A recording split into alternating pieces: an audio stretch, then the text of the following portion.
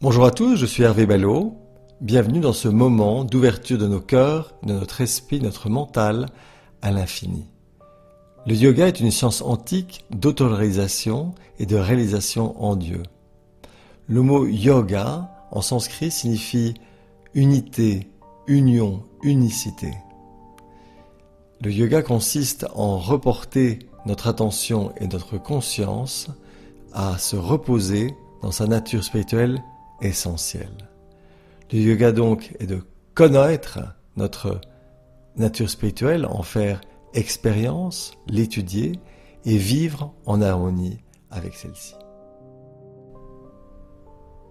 Nous voici arrivés à ce moment important que sont l'étude des Yoga Sutras de Patanjali, ce qu'on appelle la cornerstone en anglais, une pierre angulaire sur notre chemin.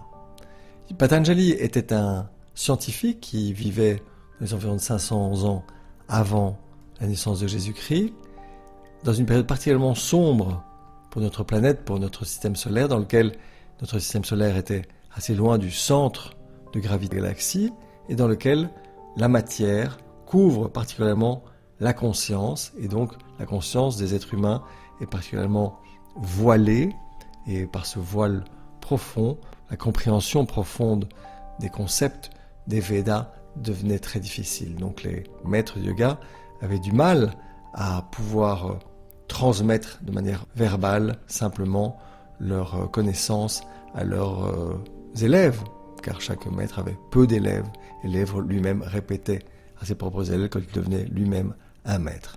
Et donc pour pouvoir éviter de perdre cette information, de tomber dans l'oubli, il décide de les mettre par écrit, de manière très succincte, de manière à ce qu'ils puissent être encore mémorisés de manière facile par ses élèves. Et chaque phrase s'appelle un aphorisme. Ce sont des phrases très courtes qui permettent d'être mémorisées facilement. Elles sont écrites naturellement en sanskrit. 195-195 aphorismes qui sont divisés en 4 chapitres, dont 3 chapitres les plus importants. Nous verrons surtout les 2 premiers chapitres. Premier chapitre, Samadhipada, ce sont les concepts les plus importants de la méthode du yoga, de cette technologie, de ses résultats. Et le premier résultat, naturellement, c'est l'absorption cognitive, sans appui, qui permet donc une méditation profonde dans l'abandon total. Ashampraya Samadhi. Premier verset, maintenant commence pour toi l'exposition du yoga. Et on est très près du concept d'Upanishad. Upanishad signifie en sanskrit, je m'approche, je m'abaisse, donc je m'assois au pied de l'enseignant, donc je suis prêt à recevoir l'enseignement. Et donc c'est quelque chose d'assez historique, c'est important, c'est maintenant pour toi commence l'exposition du yoga. Avant c'était pas possible. Maintenant tu es prêt et tu t'assois et tu écoutes. Donc déjà important comme verset. Deuxième verset, le plus important de tous, Yogas Chitta Vritti Nirodha. Vous vous rappelez, on l'a vu précédemment, le yoga est la cessation du processus d'identification de la part naturellement de l'âme individualisée avec les fluctuations émotives qui émergent dans la conscience.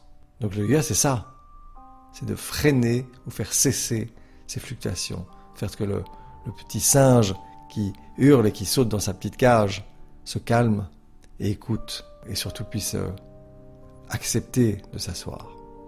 Troisième verset, alors, pratiquant le yoga, le témoin, donc celui qui observe la situation, c'est-à-dire le méditant, demeure dans sa vraie forme.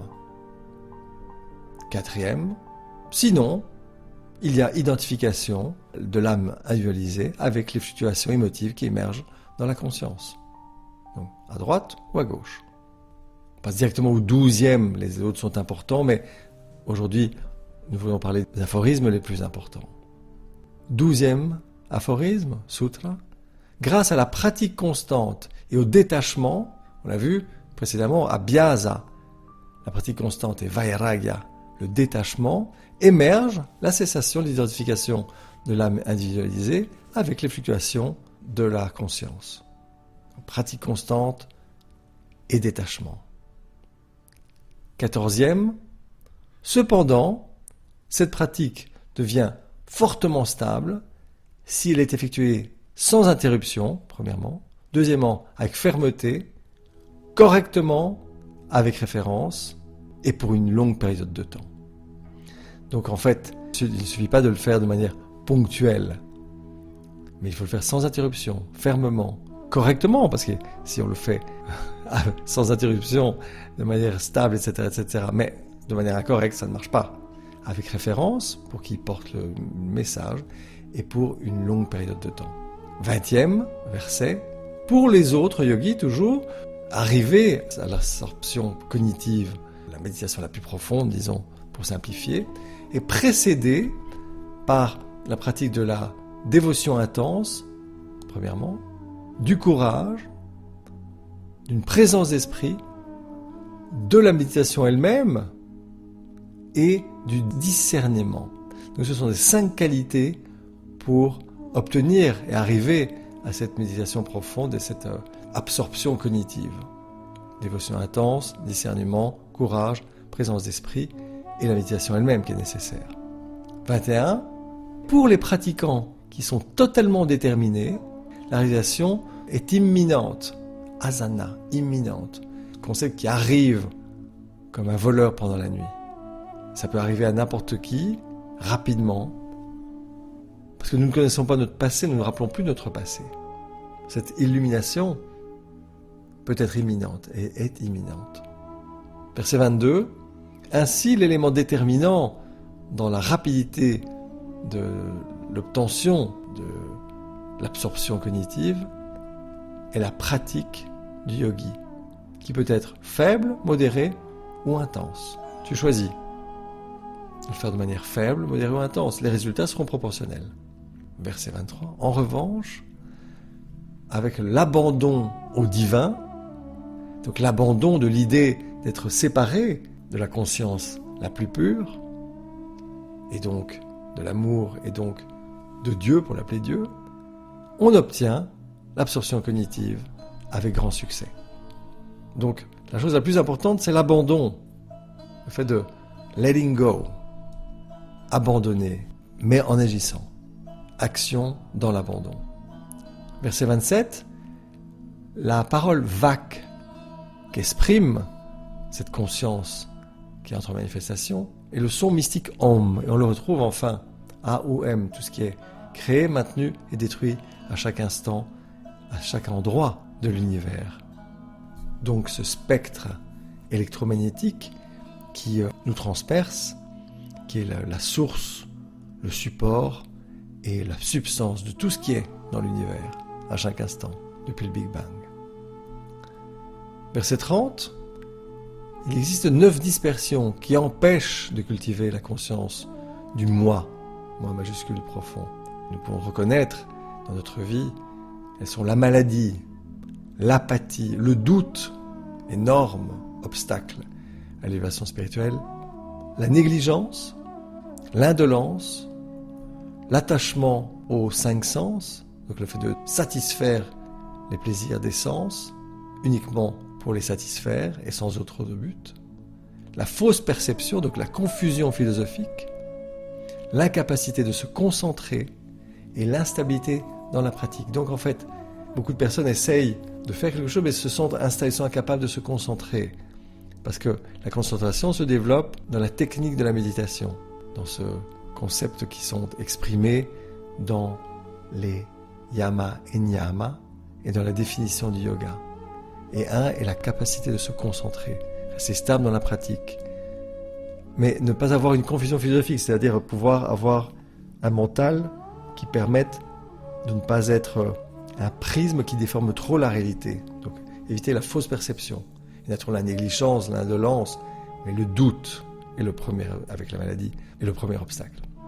Ces 9 dispersions, verset 31, sont accompagnées par, et donc ces dispersions qui empêchent de cultiver la conscience du c'est, sont accompagnées par les tremblements, les mouvements du corps pendant la méditation, la respiration irrégulière, donc la personne qui a tendance à rentrer immédiatement dans une respiration rapide et irrégulière, la dépression et l'anxiété.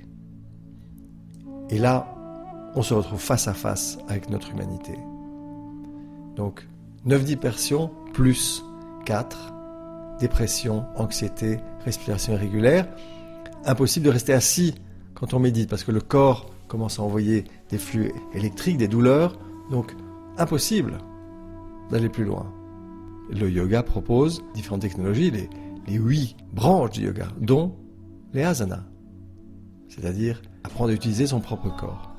Verset 33, en cultivant, et ça c'est très important, en cultivant les sentiments d'amitié pour qui est heureux, de compassion pour qui n'a pas de chance ou souffre, de joie pour les plus vertueux et d'équanimité, de neutralité pour les non vertueux, la conscience maintient son calme impassible.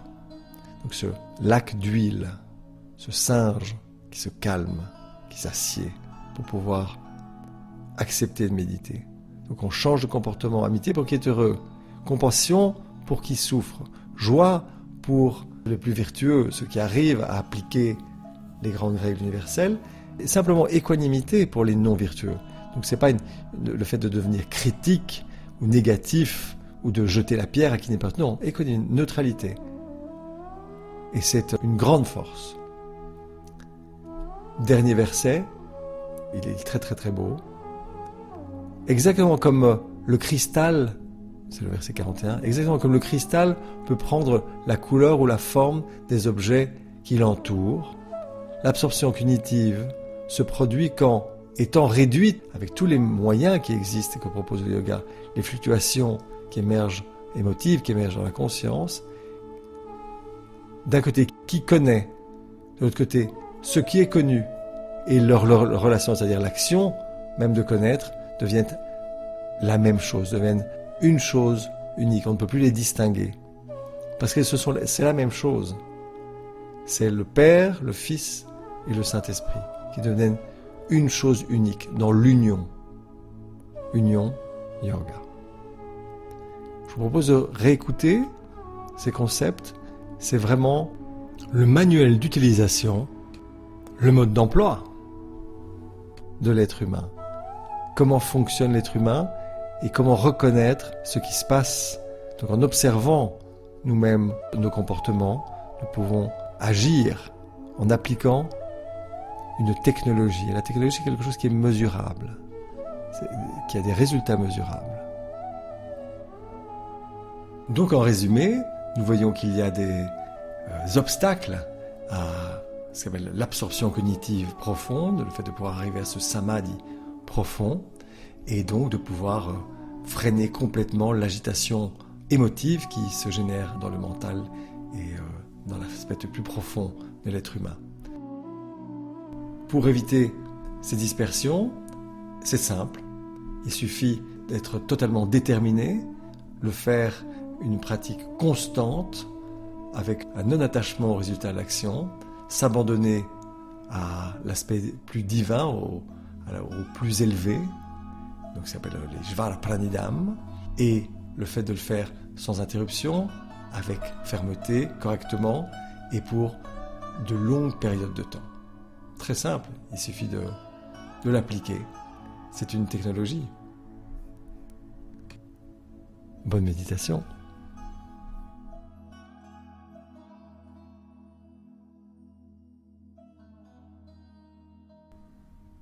Nous nous préparons à notre méditation quotidienne, assis confortablement avec le dos droit, arqué, sans appui, épaules basses, relaxées, nuque allongée, sans tension, épaules en arrière, poitrine en avant, nuque allongée, menton bas, le regard au troisième œil dans le Kutashta, le Yin Tang chinois.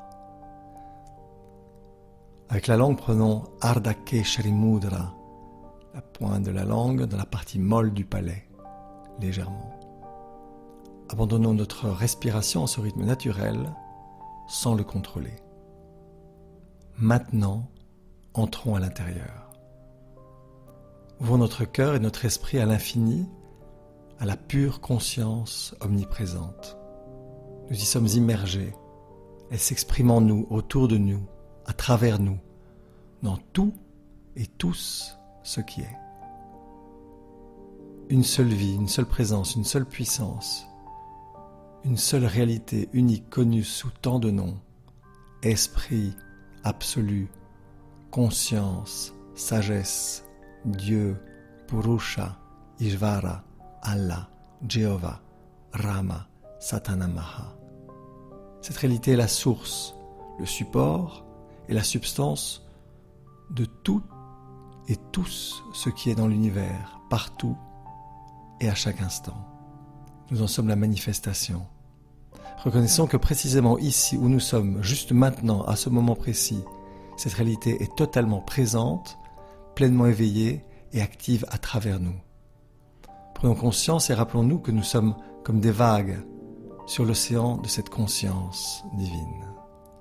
Quand nous méditons, nous portons notre attention et notre conscience de l'extérieur vers l'intérieur, de manière à reposer en cette conscience, en y reconnaissant notre nature essentielle.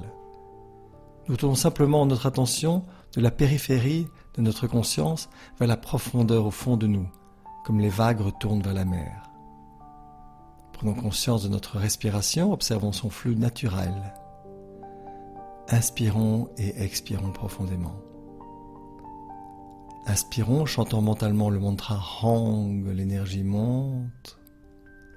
Expirons, sort, abandonnant toute pensée ou concept erroné de séparation. Observons et laissons pensées et sentiments flotter dans l'esprit. Et sans plus les écouter, les laissons s'en aller au loin. Si des pensées, sensations physiques, corporelles ou des bruits dans l'environnement distraient notre attention, retournons doucement à l'observation du mantra Hong So.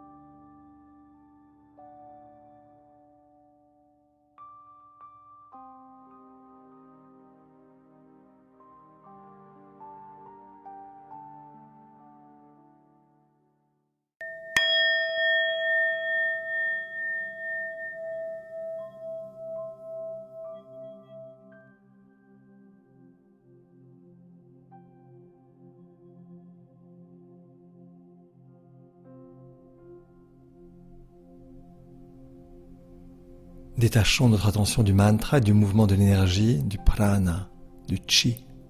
Reprenons conscience de notre corps physique, de son poids sur le sol, et faisons une longue inspiration suivie d'un long soupir.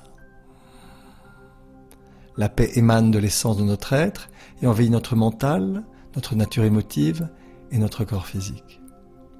Nous pouvons emmener avec nous, partout et à chaque instant, cette paix portative, comme disait Paramahansa Yogananda. Lentement, gentiment, quand tu es prêt, ouvre les yeux.